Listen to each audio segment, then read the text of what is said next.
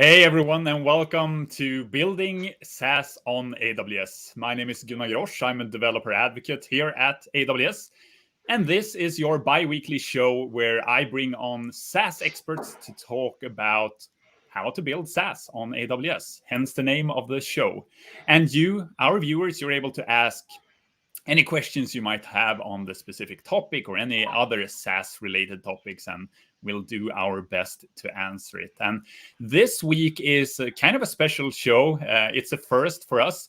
We are going to talk about building SaaS on AWS, but we're going to do it from the perspective of a customer, someone who has built something on AWS already. And to do that, I'm joined by two guests this week. I am joined by Ross, Solutions Architect at AWS, and Alberto from Nexthinks. So welcome to the show, both of you. Hello. Alberto? Thanks, Gunnar. Tell people a bit about yourself, Alberto. Yes. Hello, everyone. I am Alberto. I'm a DevOps engineer and technical lead in the cloud services team at Nexthink. And basically what we do in our team is we design, build, implement, and run the cloud infrastructure for Nexthink. And Ross, tell people about yourself.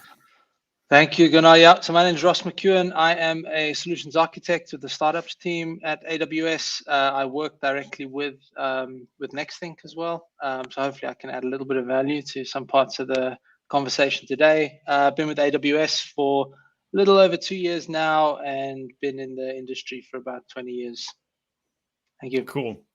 All right. And this week, we're going to talk about Nexthink and how you've built your solution. And as the episode title said, this is all about Kafka and EKS. So be prepared for that. And as usual, it's going to be a lot of different things we're going to look at architectures, how you've actually built it. And Alberto is also going to show us some demos of how things actually work. So before we jump into the demo part, hold on, everyone, we'll get there.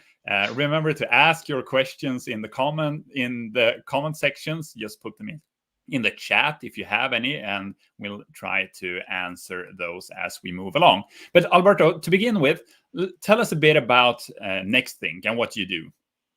Yes.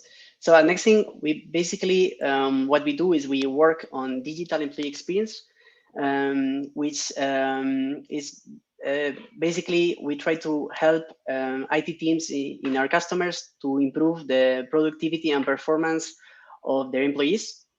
And we do this basically with a combination of real-time analytics and monitoring on their employee devices, like workstations, their computers, laptops, etc. Plus with automation around it, so we can remediate problems that may appear, and also to proactively detect when something is wrong before it's a big issue. And the platform we're going to look at today, when did you build it? How long ago was that? Yes. So first, Nexthink, when we started, it was not a SaaS solution on the cloud. We were basically a single tenant application that was run on premise. And actually not on our premises, but on our customer premises. So that we were providing software and support, and then our customers were running the software themselves. But yeah, that was the case for several years. But at some point, when we wanted to, this architecture didn't allow us to provide some features we wanted to do, and also it also limited us a bit. So there were customers we could not reach because they were forced to run the software themselves. So we started with our cloud solution that and at the beginning, at that time, we're talking about a couple of years ago, we took the architecture at that time, and we basically did a lift and shift. So we uploaded to the cloud, and we started our cloud offering with the same architecture we had on premise, which was not very cloud native or very cost effective, but it allows us to provide that solution, and also to start transparently to start decomposing the legacy software and build a multi-tenant platform that it was pure SaaS underneath. And this is a bit the situation where today, where we have this platform based on Kafka and Kubernetes and other components, mainly those that then, and we still have some legacy software, but we mainly have that part now, and then soon we hope that we are fully SaaS and cloud native. And I think that's a super interesting journey to go from having customer premises installed software into moving it into having a multi-tenant solution running on AWS. So I think we'll dive deeper into that as well, a bit about how that journey looked before. So Ross, can you tell us a bit about your involvement with Nexthink and how the platform, how your involvement with the platform is? Sure. Yes, I've been working with Nexthink now probably around 18-20 months. It's been a while, and it was in the sort of POC phase of very much of what we're going to be talking about today. And yeah, I've been working very closely with the security engineers, with the DevOps engineers, and just seeing everything evolve that we're going to be talking about. So Kafka, like I think Alberto said, it's a key part of the multi-tenant solution. EKS, the downstream services that they're using. Yeah, and it's been very much a relationship that's been building with them. I've learned a lot. Hopefully, they've also learned a lot. It's been interesting. Yes, definitely. And I think that's a quite common thing when you're working with customers in this way, that both the solutions architects from AWS and the customer learns a lot through a journey like this one. So you've mentioned, and I did as well, mentioned Kafka. Can we just mention or talk a bit about what Kafka is and how companies use that? Yes, so well, I can talk for a use case. So in our platform basically is a big data pipeline, because we basically ingest data from our customers' devices that they send data to our platform, and this data ends up in Kafka. That is really the backbone of the whole system that we are building. And from there, we have applications, microservices running in Kubernetes that basically take that data, transform it, write it back. They write it back to Kafka, and then we do a lot of operations. But Kafka is really where all data is ingested and is used for communication across our different components. Cool. And the other big part of it was EKS, Amazon EKS managed Kubernetes service. And if you're new to this show, then you might want to check out the first episode of the series where we did a deep dive on the reference architecture around EKS as well. But you'll get a lot of EKS in this hour as well. So, Alberto, I think maybe it's time to start looking at some architecture. I think the viewers always want to get to the good stuff straight away. So let me bring up your screen. And I can see some chatter. That's great. Keep your questions coming and comments as well. And no, you don't have to ask questions. It's totally fine to just be in listen mode for these sessions as well. All right. So what do we see here, Alberto? Yes. So in this diagram, we try to depict a bit the architecture at a high level, but focus really on the data journey starting from the data that is sent from endpoints from our customers. So I can explain a bit. So in this diagram, we depict 3 customers that we have in black, in green, and in red. And the architecture we have today is where the endpoints of each customer, they enter the systems through dedicated components that we have. And this is a bit part of the legacy software that was mentioned before. So they get through here, through this kind of gateways that we have one per customer, and then they go straight to Kafka, where we store the raw data in topics. And this raw data goes to topics that are, again, one dedicated topic per customer. And then alongside Kafka, we had EKS, as you mentioned before, where we have an architecture of microservices for, and we have multiple applications that we can, high level, we can categorize into 3 types. We have what we call data services that basically take the raw data from our endpoints and they process it and transform it in different ways. For instance, they add metadata, they aggregate it, they do different things, and to basically to simplify how it's going to be used later. And then these services write the data back to Kafka, and then a bunch of services that we call ingestion services take that data once processed, and they simply store it in a data store, which is a big DB that we use for queries. And once there, that data can be used by our business applications that provide the features to the users, like dashboards, alerts, and also we have our own query language for investigations, etc., etc. And this can be accessed by the final users through the UI or through also programmatically through API. And we rely on AWS API Gateway to get those requests in. And we obviously we have authentication and authorization using our own identity provider, and authorization we manage internally in EKS. So this is a bit the high level view of the whole system. So did you use Kafka before you started using AWS? Well, yes. So we had at the beginning when we started with architecture, we had a POC with Kafka. So we had a POC like this, but we were not using MSK. We had our own. We were running Kafka within Kubernetes ourselves during the beta, but we soon decided to move to MSK.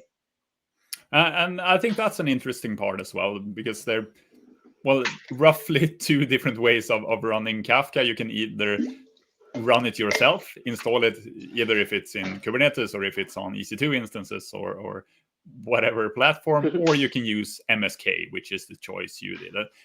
Was that something you had to consider to use one or the other, or was it a clear choice to go with MSK? Yeah, I think so.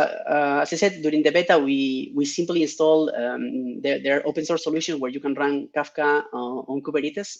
It's very easy to install and get running. But at the end, when you wanted to do operations or scale up, it was not so trivial. You had to basically do all the heavy lifting yourself.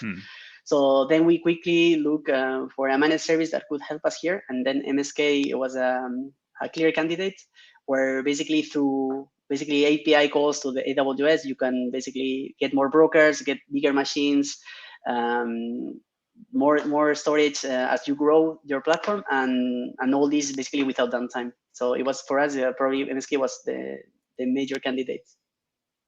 Interesting. And talking about that transition from single tenant on customer premise installation into this, how did you do that transition from a customer viewpoint?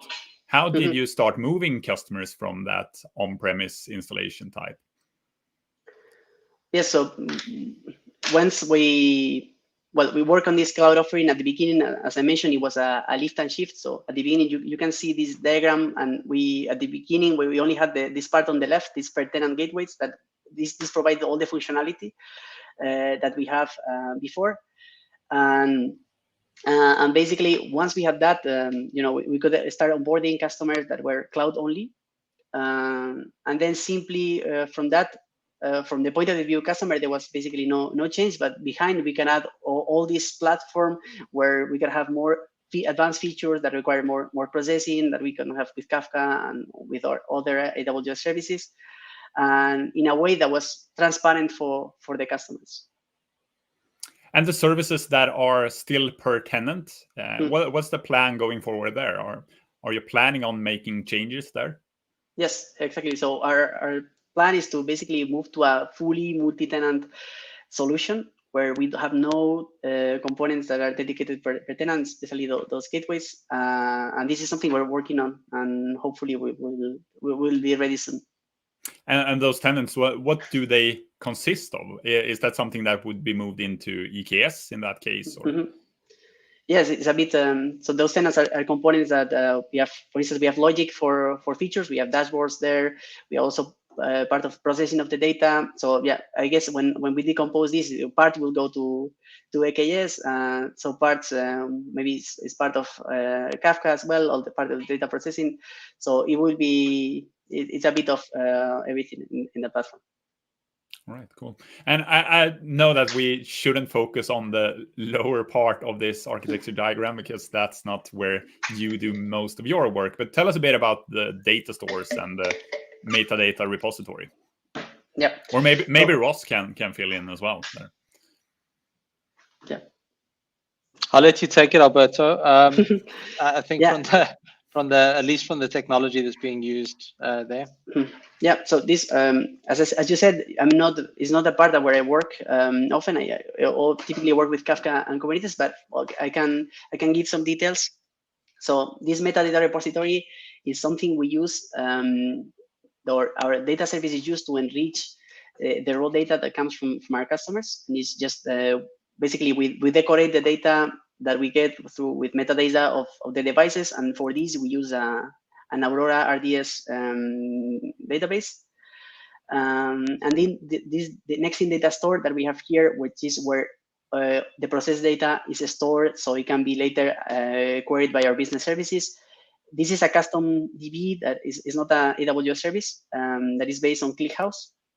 And just here, I'm afraid I cannot give you a lot of details, but we chose ClickHouse after a thorough evaluation based on the data we will have and how we will access it. So it was decided to go with a custom DB using ClickHouse. Right.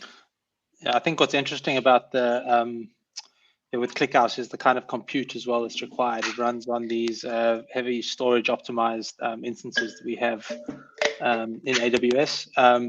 Because something I'm not sure if we're going to touch on it later is this is a multi-region deployment, right? So this is sort of duplicated in 8 regions, I think. And the availability of this kind of compute in each of these regions is obviously important, right? In order for this to roll out. That's interesting. All right. So where do we move from here, Alberto? Yes. So maybe we can take a closer look to Kafka and EKS in detail. Let's do that. Let's do it. So yeah. So I have yet another diagram. This is a bit of a zoomed in view of Kafka that we have on top and EKS that we have below. And maybe I can give some details of how do we use Kafka in MSK. So we said basically we need to support different kind of topics. We have in our case we have 2 mainly. We have topics that are single tenant, and for a feature that needs those topics, we have 1 copy for each of our tenants and customers. And then we have also topics that have data aggregated from multiple topics, and this is something that support one or another, depends on the feature we're building.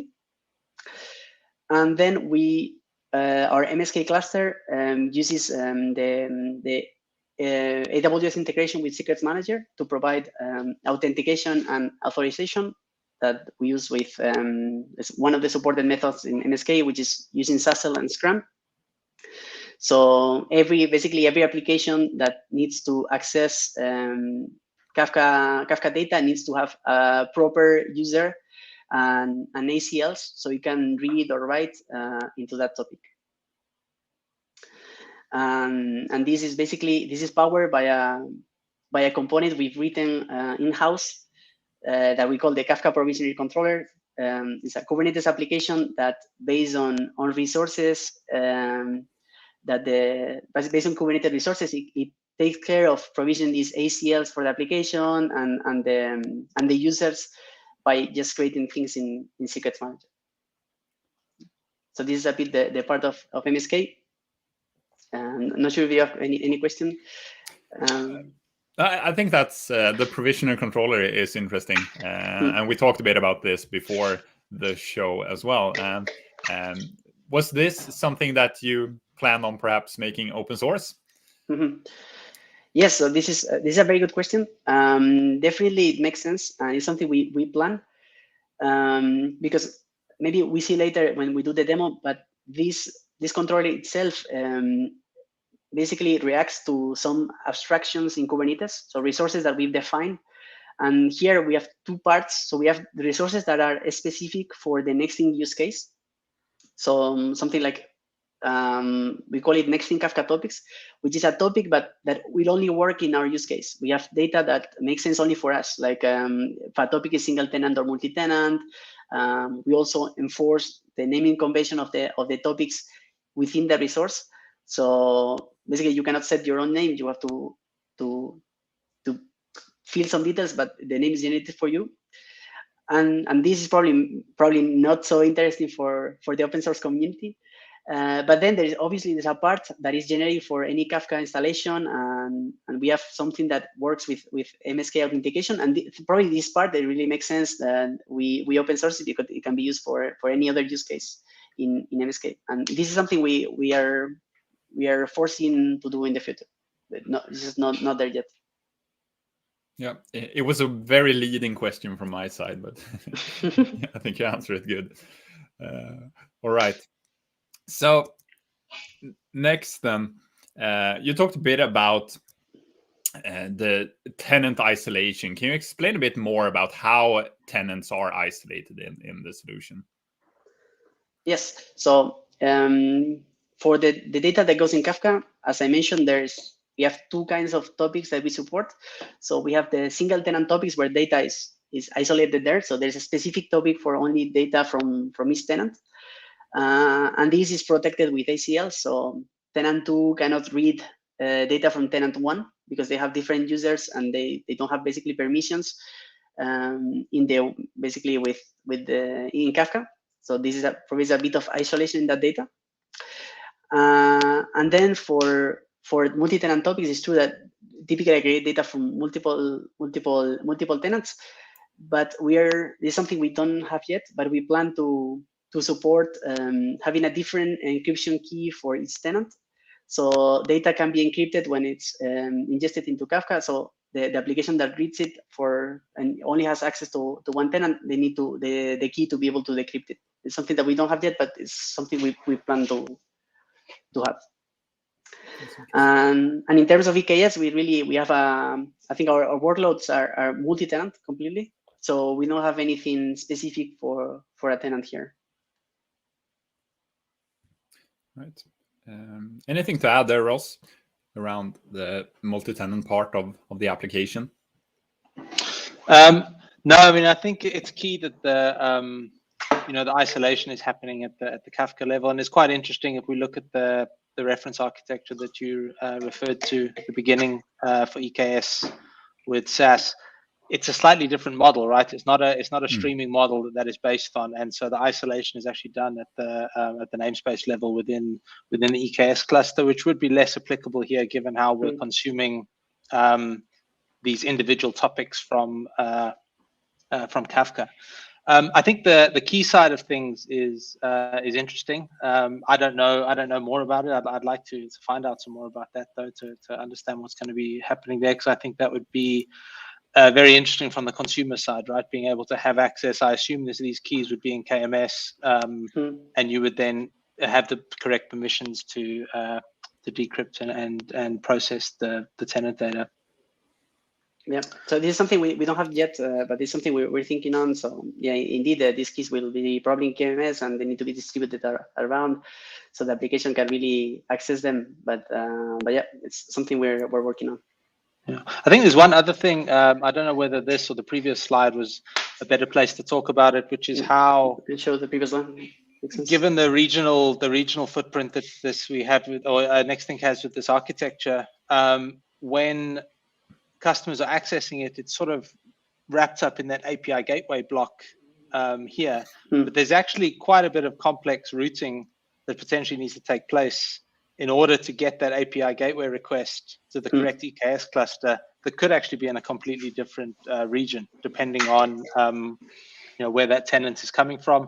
And that's interesting. It's probably a discussion on its own, but it's looking at mapping from tenant IDs, then looking at where the location is with transit gateways to actually get to the correct place, and then start serving traffic from the correct Kubernetes cluster. But it's another level of how this complex sort of tenant relationship exists within the Nexthink architecture. But is the architecture multi-region on a tenant basis, or is tenant allocated to specific regions? Yeah, so from my understanding, a tenant will be in a region based on where the location of that organization is. So you could have an organization that actually has a physical office footprint worldwide, but they are actually in a particular region. So the routing from into the API gateway actually uses like a Route 53 latency to get to the closest region, because there's a good chance that's it. And then from there, there's basically Lambda functionality that starts to look, well, where should I actually be? There's a good chance it's in that region, but there's also, it might need to get routed to another one. But tenants generally will exist within one region. I think that's correct, Alberto. Yeah. Yeah, I think so. So typically what we support, I think 10 regions now, and we have a copy of this multi-tenant platform in each region. Tenants typically are in one of the regions, basically based on data proximity, typically from location. All right. So let's talk a bit about scaling, Alberto, and how you're scaling this platform. Yes, so that's interesting as well. So in terms of like data that we have to basically scale up, we typically we don't have we don't support a workload that's very spiky. So typically we get roughly more or less the same kind of data based on our tenants and how big they are. And so we typically don't rely. Well, this is something that we don't do now. We don't have auto scaling for neither for Kafka and EKS, but we preemptively scale when we foresee that we will need higher capacity. Because typically we will know when we will have more devices to maintain. But is that a scaling you maintain yourself as well? So you manually scale it? Yeah, typically we do it manually. We use for instance, for Kafka, we use the MSK API, so we can with a single call we can increase the number of brokers or have bigger and machines that are more powerful. But typically we do preemptively when we know that we will need to support more devices. And this is something interesting as well, because as we mentioned, we are in different regions, and the size of the region typically is very different. We have bigger regions, we have smaller regions.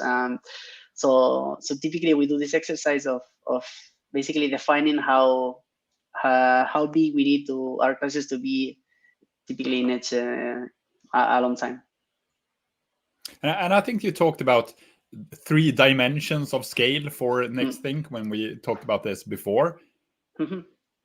Yes, so this I think we meant that scaling, it means 3 different things for us. One is the scaling when we have more data, so more endpoints to maintain, and this is a bit what I mentioned before. We also have the scale in terms of adding or onboarding new tenants that might or might not relate linearly with the data. So we can onboard smaller tenants or have a bigger tenant that has a bigger impact on the endpoints.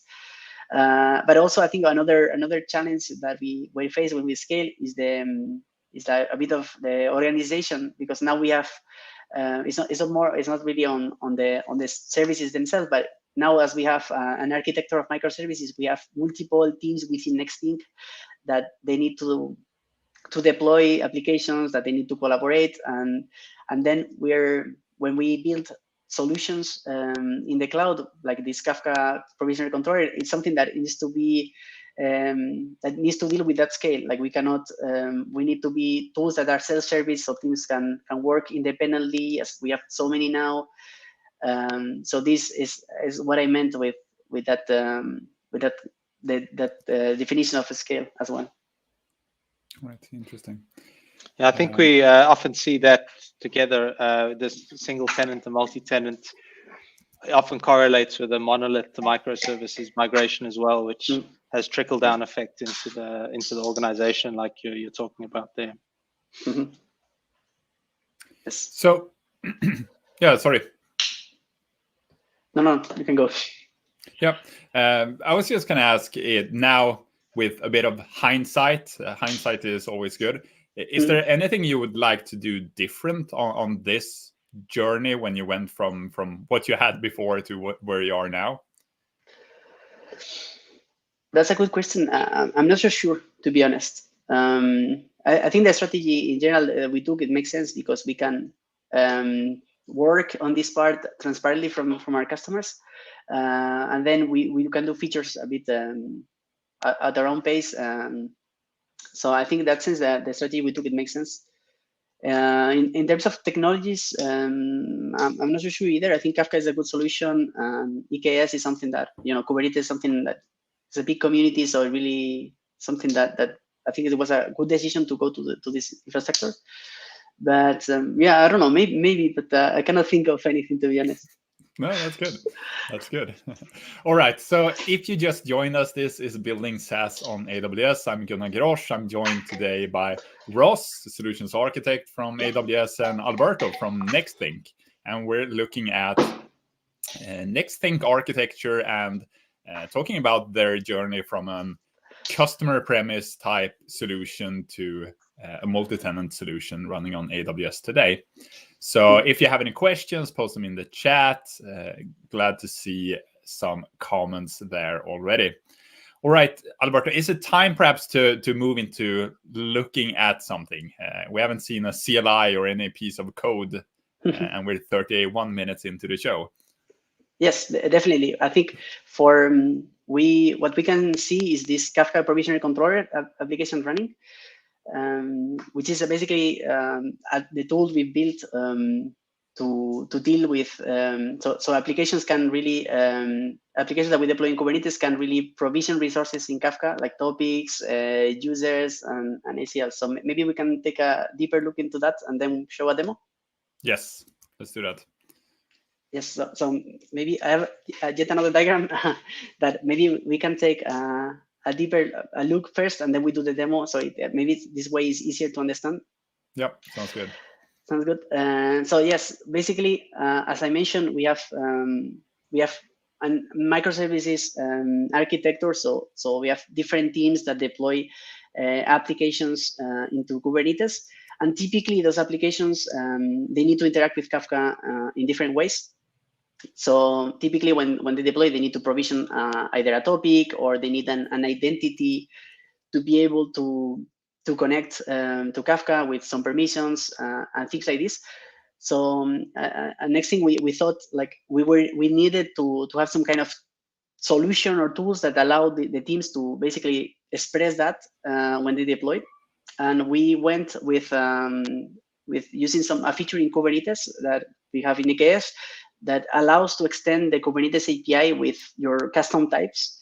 And so apart from deployment pod, etc., that everyone knows, you can have your own. And in our case, we created some, like as I mentioned before, like the Kafka topics, the Nexthink Kafka topic, and Kafka users that an application can have in their Helm charts, as we see here in the example. That is a sample application where someone is deploying a deployment with a config map. But they need a topic, so they put also a resource for a Nexthink Kafka topic, and then a Kafka user that I have grayed out because I don't go in details in this slide. And then when they deployed everything, the application starts, and we have an application running in the cluster that takes this definition of a Nexthink Kafka topic, which is our abstraction of a topic, and in this case it transforms it into other resources that are generic for Kafka. So they basically they compress our abstraction to a generic definition of a topic. And then there is yet another controller that transforms that definition in Kubernetes to a real topic in the Kafka API. So this means that applications can simply deploy, or developers can simply deploy their applications natively. And then we have applications deployed in the cluster maintained by other teams that basically do all the heavy lifting to provision their resources in Kafka. And then this is another example for the Kafka identity. So this is a bit the same. It's an application that needs to authenticate against Kafka. But when the application is deployed, the user for it doesn't exist. So it needs to be provisioned on runtime. And for that, we use the same methodology where we have an application running in the cluster that when we see this resource, it basically does what AWS or MSK expects to be done to provision a user. So it creates a secret in secrets manager with a given naming convention and format. Then creates the ACLs in Kafka directly. And now I think in MSK there's a way to do ACLs based on IAM policies, which I think is very nice. But when we started with this, it was not available yet. So we went ahead and we do it in Kafka directly. And then the secret is exposed, the secret with the credentials is exposed back to the application, so it can be used to authenticate with Kafka. So these are a bit the tools we built at Nexthink to deal with the Kafka resources from Kubernetes. All right, very cool. So maybe we can do a demo and I show you this working. Yeah, go for it. Let's do it. So yes, so I have here my terminal, and I've split it into 3 parts so we can see different things. So above I have my Kubernetes client, which is KNIS. So we can see a namespace that I provision that called SaaS Demo just for this demo. And within I have a pod already that is a Kafka Shell, where I have admin access to Kafka, so we can do things like this and basically list the topics that exist in Kafka. And here we can see that at the moment there are 2 topics that are internal, so this is something we have not set up. And we can also take a look at the ACLs that we have on the cluster. This I'm going to be a bit bigger so we can see it better. And again, there's no application deployed, so we see ACLs that are there by default, like access to the brokers themselves, that they can basically ensure that the cluster works. And then we have a user that we call MSK, which is the one I'm using in this terminal to basically have admin access. Then we can take a look as well in Secrets Manager, because as I said, we are using the SaaS Scrum integration in MSK. So we have, whenever we want to create a new user, we have to create a secret here with this naming convention. So for now, I only have one secret for the application that I mentioned before, the topic controller. So my application is not there yet. And in the MSK console, I can see as well my cluster. Yes, so we can see the configuration, the number of brokers, and more things. But we also have a section where we have I think the users that are part of the cluster. And for now, again, we have one with the secret that I saw before. So if I just reload, we just get this. So then let's install an application that I've prepared. So this is a Helm chart, and this is I'm basically doing the same as a Nexthink developer when they want to deploy an application.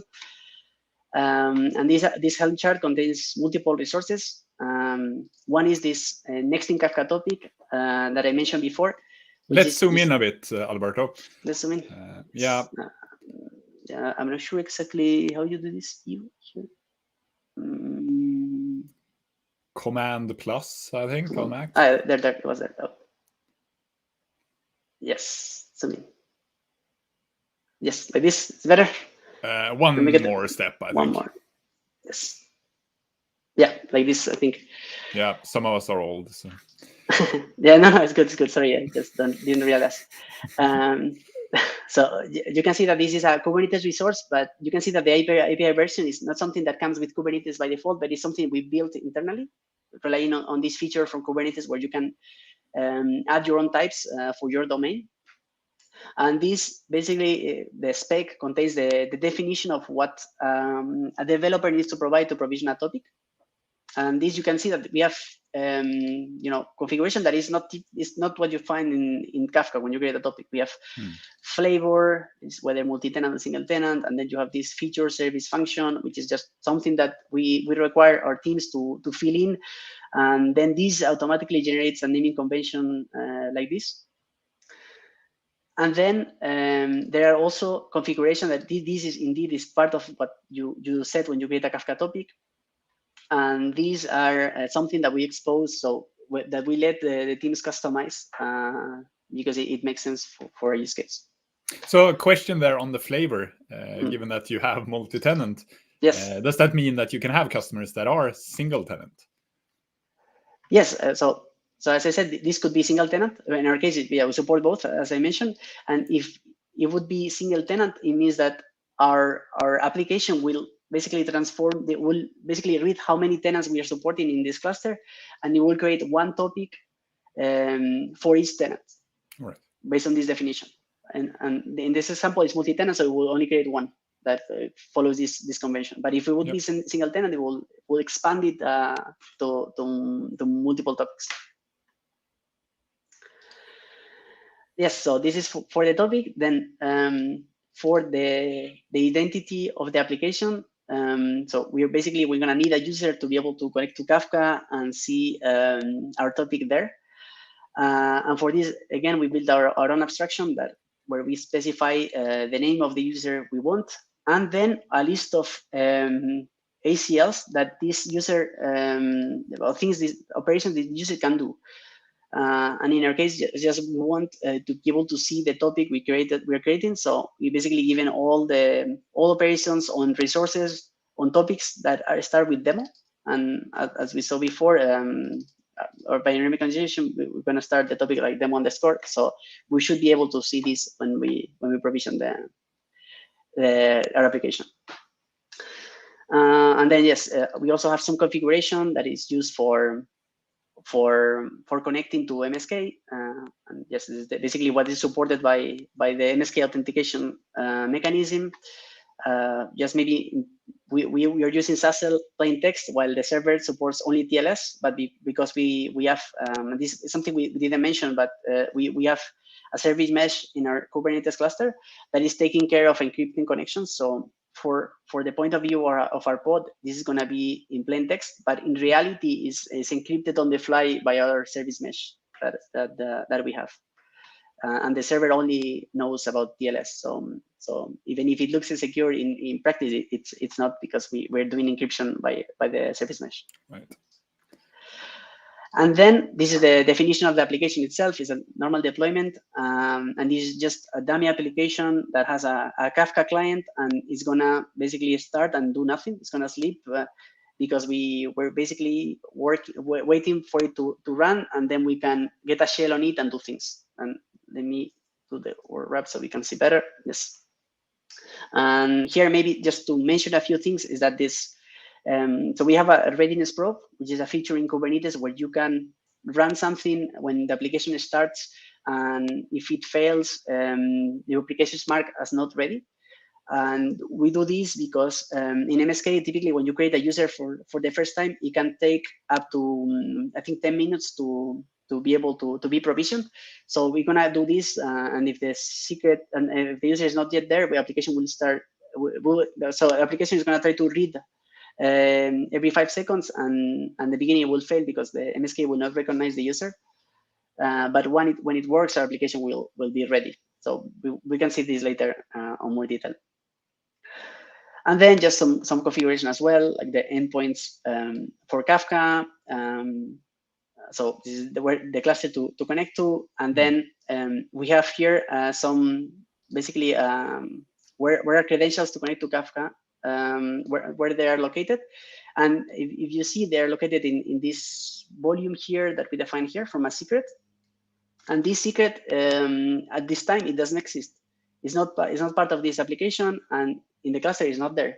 Not there yet. It's something that is going to be dynamically generated by our controller once the user is provisioned based on this resource. So I think if there are no questions, I think we can go ahead and install the application. Let's go ahead. Let's do and see what happens. So it might take a few minutes, as I said. Yeah, so we see that the application is starting to be deployed, and it will take some time to start. And you see, it's gonna remain in this state where we have only one container ready because our user is not there yet in MSK. So it's basically trying every 5 seconds until the secret is there, or until the secret is recognized by MSK. But on the meantime, I think we can take a look in the AWS console. So we come here, we should see the secrets manager that we have a new secret that was generated on the fly. We see it for our application. And also in MSK, if we refresh the secrets that are known by the service, again, we have one new application. And it shows here, but it's not yet recognized, but it will be in a few minutes.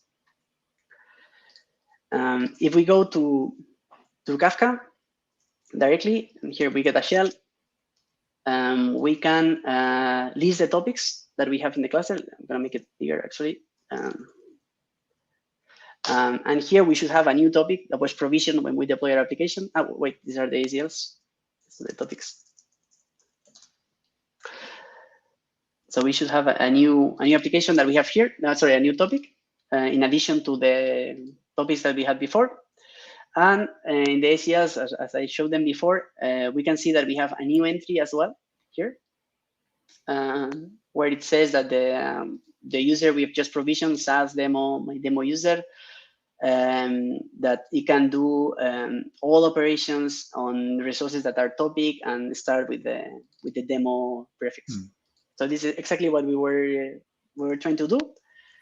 And yeah, we can see that application has started, so we can just go ahead and get a shell. And here, if we do the same as we did before, here let me try to copy the command to show the topics. If we show the topics from our application, and this is here, the difference is that before I was like at the bottom left, I have an admin account, but on the top we're having our limited credentials that we provision with the ACLs we want. So if I just list the topics, we see that we can only see our topic, the one that we provisioned, but we don't see the internal topics that we had access before as admins. And if we see the ACLs, what we get is an error because our application is not authorized. We have limited access, so you see it here. And basically it's telling me that you cannot, your unprivileged application, you cannot access the ACLs. So it's just a way to basically provide this isolation for the application with respect to Kafka. So yeah, that's the demo. I don't know if you have questions on this specific part. Oh, that's very cool to see. And maybe this isn't a question you can answer. Is this is something you do frequently? Add applications in this way? Yes. So basically, so the Nexthink infrastructure, we have it's an architecture of microservices, so we have multiple applications that interact together, and typically all of them interact with Kafka. And so, well, not all of them, but most of them they interact with Kafka. So typically they need to do this. This is also some things that the controller is also used when we onboard a tenant, for instance. And this, even if there's no change on the applications that are deployed, sometimes we have tenants that are, so we have topics that are single tenants, so we have to create those.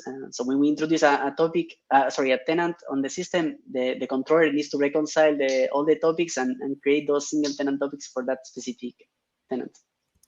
And that controller application that you built, was that something you built initially, or was that based on a need when you realized how much effort it took to do it without the application?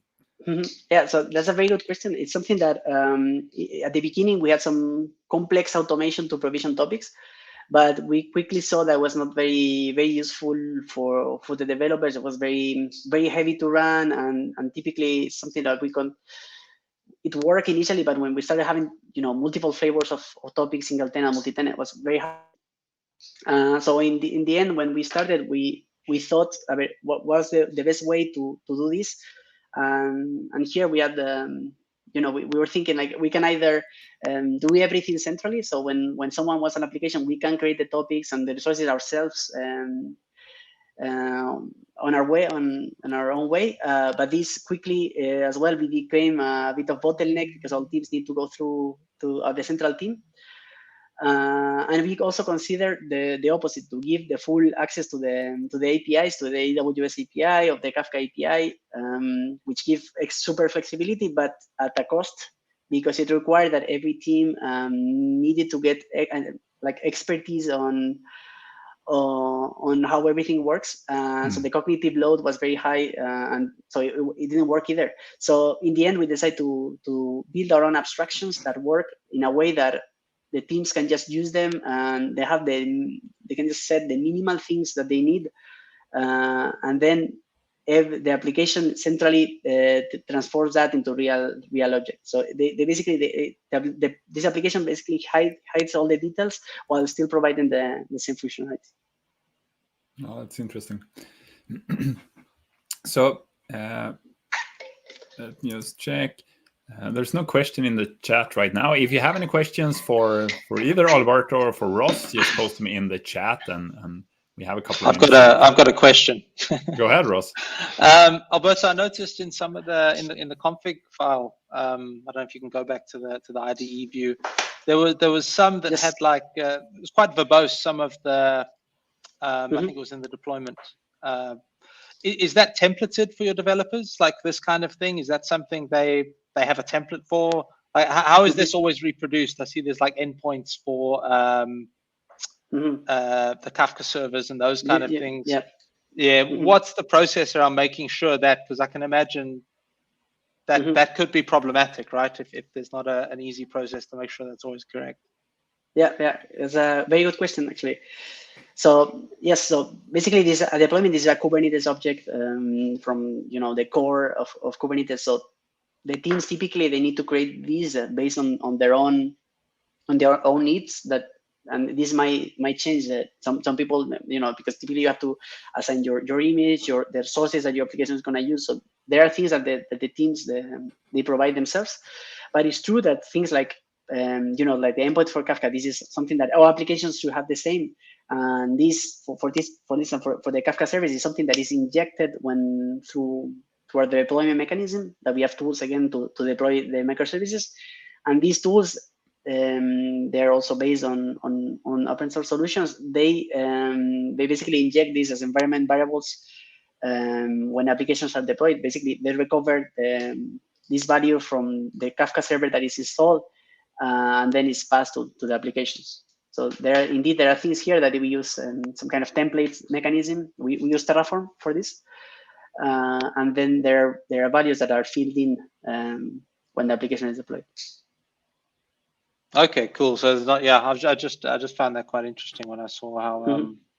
Okay, so that'll also work through your different pipelines going to your dev or your QA or your different sort of environments as well. Yeah. So basically we have that mechanism. So we use Helm charts. So Helm charts is a way to define your Kubernetes application with a templated mechanism, and you can take variables. So teams basically they need to set a variable for the Kafka endpoints, for instance, and then we set that variable we deploy based on the environment where they're deployed and the region. All right. That's cool. So I think it's time to start wrapping things up. I posted a link to a survey in the chat. Please help us by filling out that survey. Let us know what you think about this session. I'll remove your screen share, Alberto. Get us back to this view, and let's just do a summary of what you've showed us today, Alberto. Yep. So today I think we've gone a bit through the Nexthink architecture from a high-level view, and then we went step by step deeper into Kubernetes, Kafka, how we deploy, basically the architecture of those systems, and then we went into details of the tools we built to basically provision Kafka resources based on Kubernetes resources that are shipped by the developers. It's a bit of a summary, and then we did a demo on that. Yeah, very cool. Ross, anything you would like to add? No, I mean, for me, it was learning. Even there's some stuff here I haven't come across. I think the whole provisioning side of things was super interesting. Yeah, it was good to see. And if people want to know more about Nexthink, Alberto, where do they find that? Yeah, so you can check online nexthink.com. We have documentation. We also have maybe for developers. I think we have a tech blog as well that you can see, where we share some insights about things we do. So it can be an interesting read. And you're probably hiring. Everyone is hiring. So. Yes, of course. We're hiring quite heavily, actually. We're growing a lot. So yeah, you can see also in nexthink.com and careers, you can see all the openings we have, which are many. All right. Also in engineering. Very cool. I posted a link to the Nexthink website in the chat, so do check that out. And with that, I want to thank Alberto very much for joining us, and Ross, of course, for joining as well. And I think this was a really cool session to see what you've built and how you've built it, and talk a bit about your journey from on-premise, customer premise type solution to multi-tenant SaaS on AWS. And thanks to all the viewers as well for your comments. We didn't have any questions, I think, but I think that's because it was such an interesting topic, and you covered it very well, Alberto. Thank you. It's a pleasure. Thank you both. Thanks all viewers, and hope to see you again in 2 weeks, where we have another episode with a customer. That time it's Ume Academy, where we'll look at their SaaS solution. All right. Thank you all. Bye-bye.